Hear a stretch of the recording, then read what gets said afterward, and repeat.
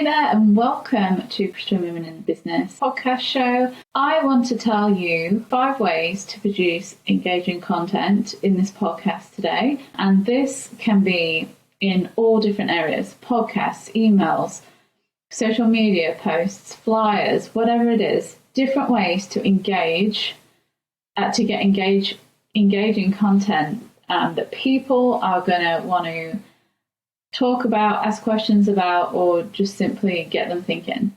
So number 1 is challenge and ask why things are done in a certain way. So that doesn't necessarily mean that you share what you think as much, but more putting questions out there just to get conversations started. So an example of that in Christian Women in Business space might be a question about God and money is usually a big one that starts topics, that starts conversation. So in your industry, if things have been done a certain way for a while and you're wondering and thinking, I wonder if there's some controversy in there or if it will get people thinking, challenge and ask why those things are done the way they are. Number 2 is being bold and being brave. So like I've mentioned in the first one, challenge and ask why things are done in a certain way. Being bold and just putting yourself out there and being vulnerable. Now, that doesn't mean to the extent where I've seen some people be vulnerable where it turns into just being this negative blah.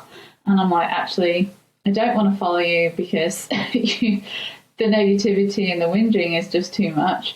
But being bold and vulnerable in maybe sharing some experience where things have been hard and then how you overcome them is a great place to turn it into a negative. It's to get movement to the results, to the direction of where your clients want to head as well. Which leads me to number 3, which is getting to know your ideal client so good that you know absolutely everything about them. You know their fears, you know their dreams, what kind of dreams they might have, what they want to achieve, their pain points, and what results you can give them and what they find value in. Do this and you'll be able to be bold and courageous in your stories. Just be able to relate to them and understand that you get them. Number 4 is give people value. And what do I mean by that? So I was working with a client and we were talking about free giveaways. So this is delving into marketing, which is what this is all about.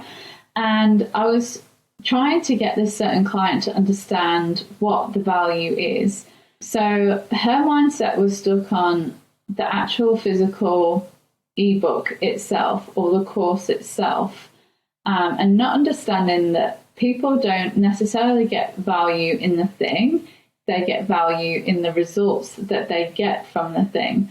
So obviously you're not going to create a 100-page document for a busy businesswoman and mum, like that's silly. But whatever it is that you do deliver, you want to make sure that people get value out of it and quick results that can help them. What results are they wanting? How is it that you can deliver quick results to them? Be it in your social media posts, in emails, podcasts, whatever. For example, like this podcast today, I'm giving you value of different ideas of the ways that you can produce engaging content because we want to engage in our clients more and with potential clients. So that's a value where I'm going to get you results if you implement these things. So number 5 is tell stories. And I think this is hugely underrated and people often forget to do it. Rather than just saying do X, Y, and Z, basically like I've just done in this podcast, I would advise that you try and tell stories in the points that you're given, which I've also done in this podcast too, to take people through a journey of beginning to understand what it is that you're trying to teach them or the value that you're trying to give. So this is another thing that kind of goes in with give people value and results. So let's just say, for example, you wanted to work out a free opt-in and I can say, right, get to know your ideal client. Are they busy? Are they not? What results are you going to give them? How can you deliver that results in a format that's going to suit them? I could then turn that into a story like I'm turning this one into a story.